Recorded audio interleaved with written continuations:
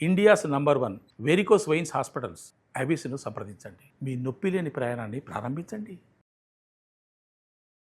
నమస్తే అమ్మా. నమస్తే అమ్మా. అమ్మ చాలా రోజులైంది, ఒక మంచి కథ ఏదైనా చెప్పరా? కథలు చెప్పడం అన్నది, కథలు వినడం అన్నది మనకే కదమ్మా, పూర్వకాలంలో గురుకులాల్లో గురు శిష్యుల మధ్య కూడా ఉండేది. శిష్యులకు ఏదైనా విషయం బాగా తెలియజెప్పాలి అంటే గురువులు ఓ చక్కని కథ రూపంలో చెప్పేవారు. ఎప్పటికీ గుర్తుండిపోతుంది కదమ్మా, అది అంత ఈజీగా మర్చిపోలేము. పైగా ఆ కథలన్నీ కల్పనలు కావు, వాస్తవమైన సంఘటనని వీళ్ళు చెప్పదలుచుకున్నటువంటి విషయం అర్థం కావడానికి ఆ సంఘటనను ఆధారం చేసుకుని చెప్పేవారు. అట్లా చెప్పినటువంటి దాంట్లో ఉపనిషత్తుల్లో కొన్ని కథలు ఉన్నాయి. అందులో ఒకటేమిటంటే, ఒకసారి దేవతలు, రాక్షసులు, మనుషులు వీళ్ళ మధ్య వీళ్ళ స్వభావాల్లో తేడా ఏమిటి అని తేల్చుకోవడానికి దేవతలు ఏం చేశారట అంటే ఒక మంచి విందు ఏర్పాటు చేశారు. ఎవరు ఏర్పాటు చేశారు?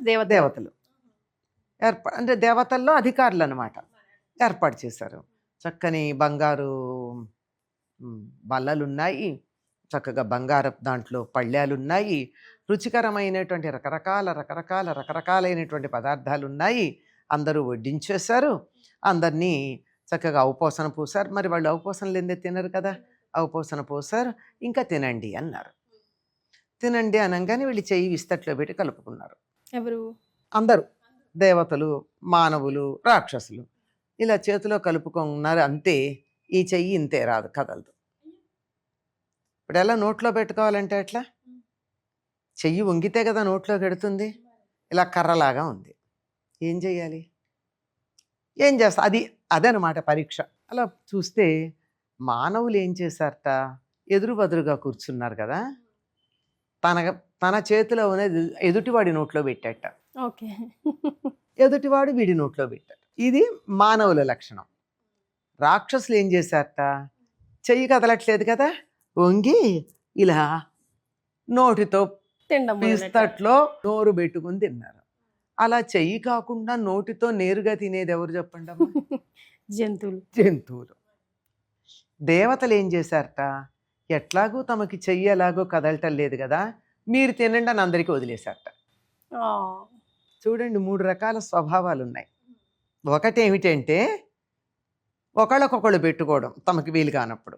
ఇంకోటి ఏమిటంటే ఏది తల్లకిందులైనా ఎట్టా అయినా సరే, ముక్కుతో అయినా నోటితోనైనా ఎట్టాగొట్లా తినేద్దామని తినడం, అది రాక్షసత్వం.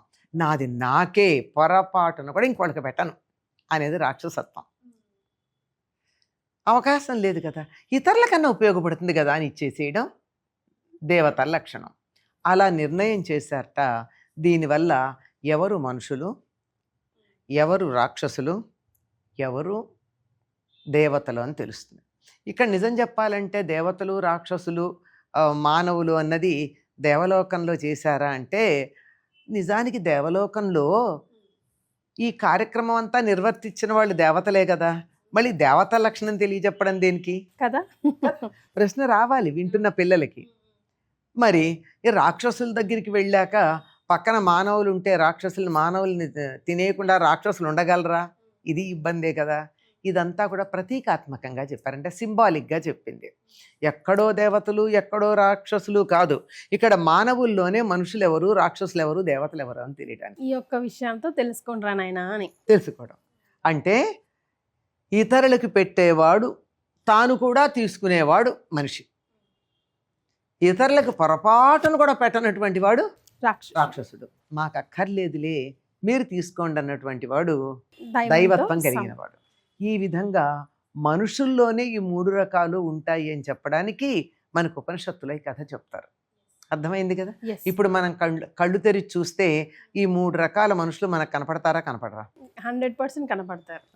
సో మనం ఏ కేటగిరీకి చెందిన వాళ్ళం అన్నది, మీరు ఏ కేటగిరీకి చెందిన వాళ్ళు అన్నది కమెంట్ చేయండి. మనం ఎవరం, ఈ కథకి మనం పెట్టుకునేటటువంటి శీర్షిక ఏమని పెట్టుకోవచ్చు? కథకి ఒక శీర్షిక పెట్టాలి కదా. మనం ఎవరం? మనుషులమా, రాక్షసులమా, దేవతలమా? ఈ రోజుల్లో ఈ కథ చాలా చాలా అవసరం అమ్మా. అసలు ఉదయం న్యూస్ తెరిస్తే, ఫోన్ తెరిస్తే భయంకరమైన న్యూస్లు. తల్లి లేదు, తండ్రి లేదు, అసలు వావి వరుసలే లేవమ్మా. కూతురు తల్లిని చంపడం, తల్లి కొడుకుల్ని చంపడం. సరే ఒకప్పుడు ప్రియుడు ప్రియురాలు వీళ్ళు ఏర్పాట్లు చేసుకునే భార్యల్ని భర్తల్ని చంపడాలు విని అయ్య బాబోయ్ అనుకున్నాం. ఇప్పుడు కొడుకులు పిల్లలు తల్లిదండ్రులు చంపుకోవడం ఏంటి ఒకళ్ళనొకళ్ళు? భయంకరంగా ఉంది. మొన్న ఒక కుర్రవాడు అంటున్నాడు, నేను పిల్లలతో మాట్లాడుతూ ఉంటా, కాస్త డిప్రెషన్లో ఉన్న వాళ్ళతో 2 గంటలు 3 గంటలు మాట్లాడతా. అట్లా మాట్లాడుతుంటే ఒక కుర్రాడు చెప్తున్నాడు నాకు, ఏముంది ఈ రోజుల్లో అమ్మమ్మ గారు, ఏం లేదు, తల్లి పిల్లలు ఏమిటి చంపుకోవడానికి, అది కూడా లెక్కలేదు, అందుకని ఈ ప్రపంచం చూస్తే విరక్తి పుడుతోంది నాకు అన్నాడు.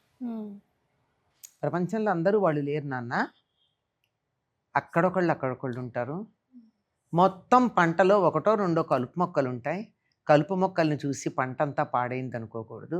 ఆ కలుపు మొక్కలు వాళ్ళు మనమంతా తులసి మొక్కలం, నువ్వు తులసి మొక్కలా ఉండాలి అని చెప్పావు. అదంటే అలా ఉంది. ఇప్పుడు పైగా ఈ మాధ్యమాలు ఎలా ఉన్నాయంటే వాటిని ఏదో చాలా గొప్పగా మనకి చూపిస్తూ ఉన్నాయి. దానివల్ల అవి ఎక్కువ ప్రభావాన్ని కలుగుంటున్నాయి. నిజంగా ఇంపాక్ట్ పదే అదే ఏదో ఒకటి రాంగ్ న్యూసే మనం చూస్తుంటే 100% ఆ ఇంపాక్ట్ అది పైగా అన్ని ఛానల్స్లో ఉంటుంది. ఈ ఛానల్లో ఏం చెప్పాడా, ఆ ఛానల్లో ఏం చెప్పాడా, ఎవరు తప్పన్నాడా అని చూడడానికి అన్నీ చూస్తాం. అందులో ఇప్పుడు అరచేతిలోకే వచ్చేసింది. ఇందులో పెట్టుకుని ఎవరేం చెప్పారు అని చూసుకుంటూ పెడతాం. ఇవన్నింటిలో విషయం ఏదే, దాని వ్యాఖ్యానం ఏమున్నా విషయం ఏదుందో ఒకళ్ళనొకళ్ళు చంపుకోవడం అన్నది అది మాత్రం మనుషుల మీద మహాప్రభావం చూపిస్తుంది. అందుకని ఉపనిషత్తుల్లో చెప్పిన కథ ఇది, నేను కొత్తగా కల్పన చేసింది కాదు. అంటే ఆనాడు ఋషులే తన శిష్యులకి మీరు ఏ జాతికి చెందుతారు, మీరు ఏ తెగవాళ్ళు, మీ మనస్తత్వం ఏమిటి, మీరు అవడానికి మానవ శరీరంలో ఉన్నారు కానీ మీ మనసు దేవతలకు సంబంధించిందా, మనుషులకు సంబంధించిందా, రాక్షస బుద్ధి మీది అని నిర్ణయించుకోవడానికి ఒక గురువు శిష్యులందరికీ కూర్చోబెట్టి చెప్పినటువంటి కథ ఇది. భలే మంచి కథ తెలుసుకున్నామమ్మా ఈరోజు. చాలా సంతోషం. ధన్యవాదాలు.